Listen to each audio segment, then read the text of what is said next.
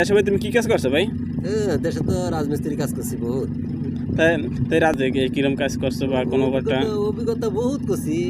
এক বিল্ডিং এর শেলের তলা করতেছি তো পরে মনে করো যে কোনিতে মাল লাগাইতেছি যাইতেছি হঠাৎ করিয়া উল্টে পড়ে গেছি পরে তো মনে করো আমার লুঙ্গি উপর আমার এই মাথা নিচে এই পাও উপরে পাছা উপরে দুই লেবার আমার কাছে দুই লেবার আমার কাছে এই দুই লেবার আমার ধরে না, মানে আমার উলঙ্গ অবস্থা এই কারণে আমার বাড়া তাই না এরা আসতেছে। তাই আমি 3 মিনিট তো আমার দম দরস নাই, আমি ইটের উপরে পড়ে গেছি। পরে যাওয়ার পরে আমি শক্ত বড় ধরনের একটা আঘাত পেয়েছি, তবে ইট ভাঙিয়ে গুঁড়ো হয়ে গেছে। 25 ইটের উপরে ইট গুঁড়ো হয়েছে গা, বহুত ইট গুঁড়ো হয়েছে আমার ওজনে।